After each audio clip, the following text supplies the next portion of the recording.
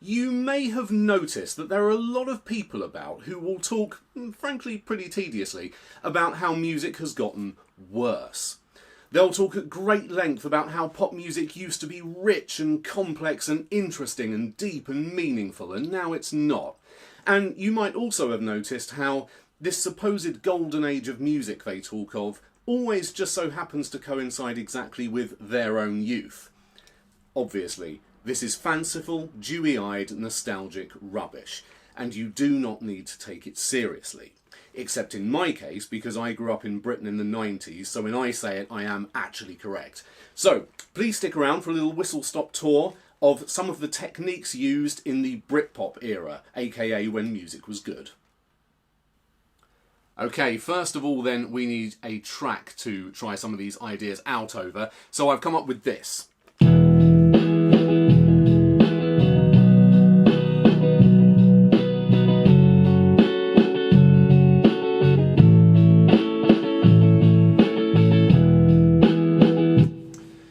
Fairly typical-ish Britpop kind of business, 4 chords going around. We are going from E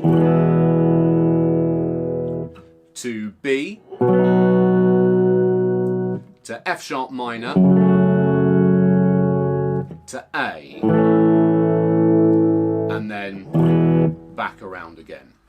And I thought it'd be fun to imagine what 4 different Britpop guitarists might play over something like that, using the different techniques that they used in their careers.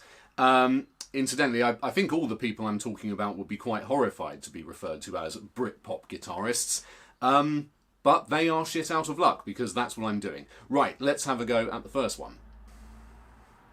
Alright, first technique then is arpeggios and arpeggiating chord shapes. My main inspiration for this one was really Bernard Butler, particularly his time with Suede. You could hear him do this kind of thing all the time, being, as he was, a massive fan of Jonny Marr.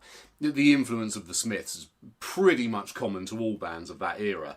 And you hear this approach a lot, especially with what he did with Suede. So what I'm going to do here is basically pick the top part of an open E chord there. Then I'm going to do a slide up on the G string from A to B,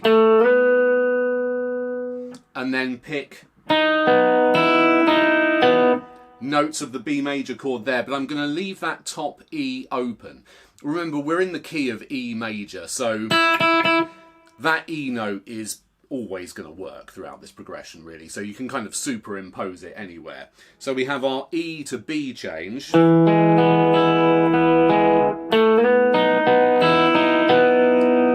Then for the F sharp minor, I'm not going to bother with a full bar. I'm just going to play the F sharp note on the 4th string, 4th fret, and the A note at the 2nd fret on the 3rd string, and then just keep the E and the B open. So you can hear Bernard Butler and especially Jonny Marr do this kind of thing all the time, where they add these very pretty extensions to the top of chords. And then we'll go to the A. And to take us back to the E, I was going to just do something a little bit un-Jonny Marr-like and do a little bend at the 2nd fret to take us back to the E note. It's funny, I always got the impression with Bernard Butler, interviews with him, that I think he would have been quite content to be compared to Jonny Marr and only Jonny Marr. But it's funny how other influences seep through in all of our playing. And to me, there was always a lot of Mick Ronson in Bernard Butler's playing as well. So it's got a bit of a sleazy, slightly flat bend there. Okay, let's hear how that sounds with the track then.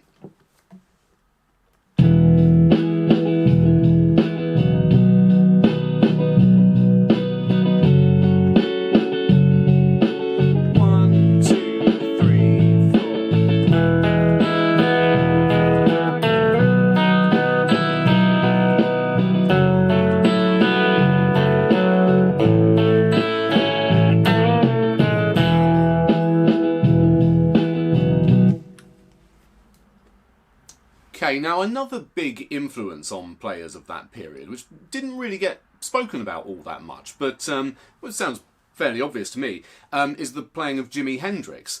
Particularly his use of different chord shapes, inversions and embellishments of those chords, especially using things like hammer-ons and pull-offs. And you can hear this a lot in the playing of Graham Coxon. So for my next example, I've sort of gone Coxon in Hendrix mode kind of thing, and I'm going to play the E chord up here at the 9th fret. So I'm just barring with my first finger the D, G and the B strings, and I'm doing a kind of a bass chord separation thing as well. So you play the open low E and then the chord there. And then I'm going to just embellish that chord a little bit by just hammering on to the 11th fret on the G string and then taking it off again. Then I'm going to go to the B chord here, so it's the top part of this bar shape. So we're barring the top 2 strings at the 7th fret, G string at the 8th fret, and D string at the 9th fret. And again, I'm doing that little bass note and then chord strum. And I'll do a little embellishment there by hammering on and pulling off the little finger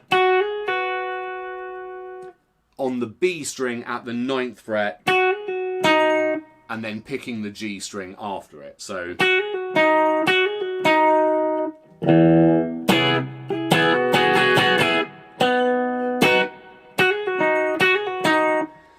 then the F sharp minor, which I'm going to play here, the bar shape at the 9th fret. So we've got our root note, 9th fret on the A string, and then the strummed A minor shape after it,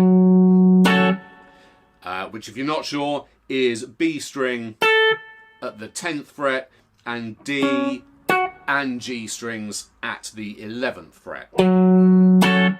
And then I'll do another little melody by just pulling off from 11 to 9 on the G string. And then down to the A chord, which I'm going to play using the same shape as the B chord, but down at the 5th fret. And then to take us back to the E, I was going to do a little Coxon-esque twiddly thing using hammer-ons and pull-offs. To do that, I'm barring the D and A strings at the 9th fret. No, I'm not, at the 7th fret, excuse me. And then hammering on at the 9th fret. And then pulling off on the D string and then the A string. And then 9th fret on the E string. And then back to 7 on the A string. So it goes. So they're all notes from E major pentatonic. So very safe bet over this track. All right, let's give that a go then.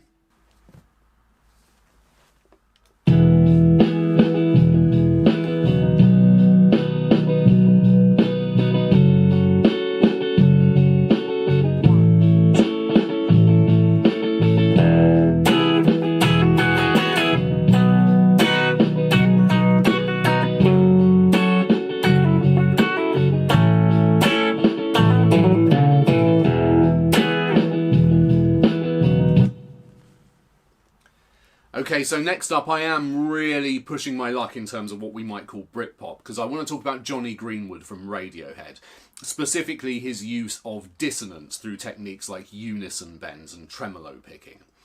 Radiohead came from a very different kind of place in terms of influences and vibe and all of that. Guitar work, especially in the early days, most obviously reminiscent of bands like the Pixies in their use of dissonance. So what I'm going to do for this one, I'm going to pile on a bit more distortion than we would get in the other examples as well. I'm going to start with a unison bend here at the 12th position. So you're fretting the high E at the 12th fret on the E string, and then bending up on the B string at the 15th fret. And then I'm going to work my way down chromatically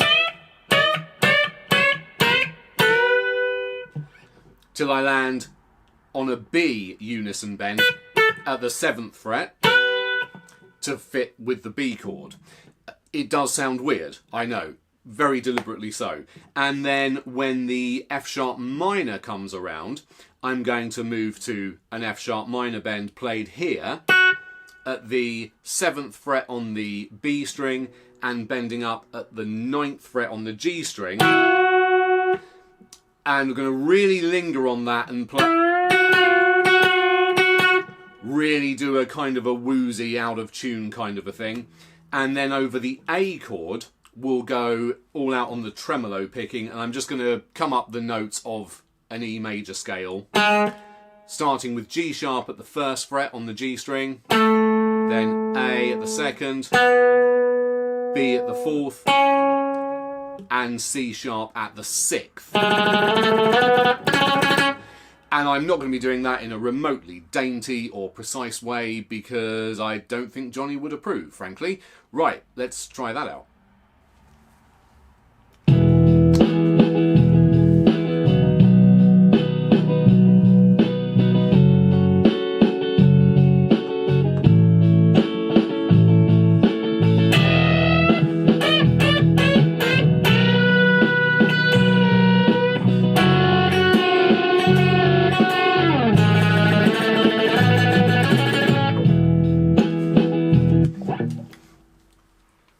Right, for the 4th and final example today then, I'm back with the Les Paul, and I'm drawing upon the inspiration of Noel Gallagher, specifically the use of repeated phrases to create a hook within the song. And it's funny, this might still carry a little bit of stigma as the soft or easy option with regards lead playing, but don't you believe it, to create a memorable melody within a song that fits with it perfectly, that is at least as much of a skill as any other lead technique you might talk about.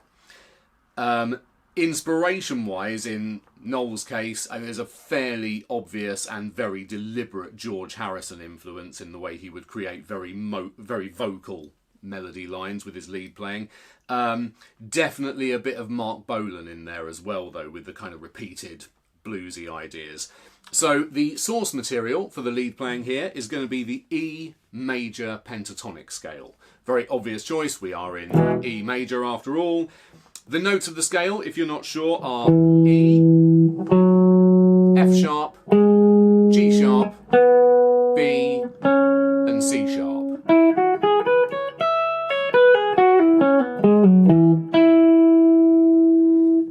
So you can craft a little lead line of your own using those notes anywhere on the neck. I'm going to do the kind of obvious thing and just play them here at the 9th position.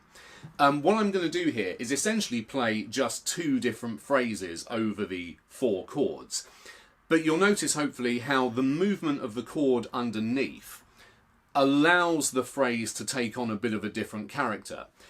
So over that first chord change, the E to B, I'm going to do this very typical kind of repeated hammer-on idea where I'm going...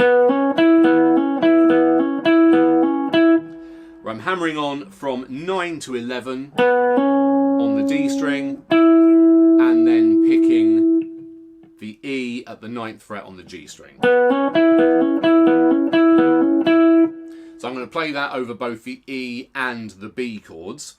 And then I'm going to play a little sort of bluesy line.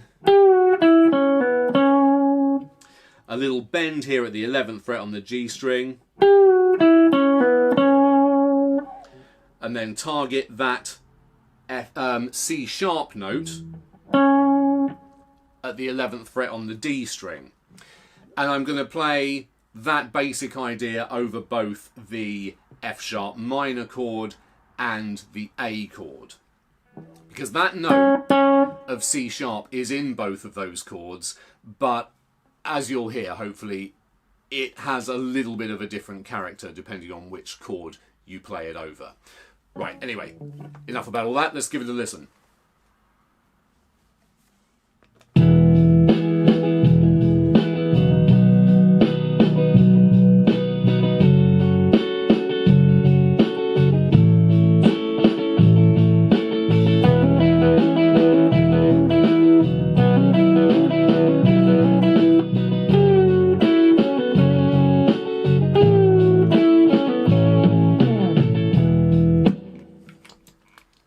And there we go, a few ideas for your next Britpop hit. But tell me, what other bands and players should I have spoken about? There's bound to be another video in there somewhere, so please do let me know in the comments. In the meantime, really hope there was some stuff of interest there for you. If so, please consider liking, subscribing, blah blah blah. And I'll see you with something else very soon. Cheers.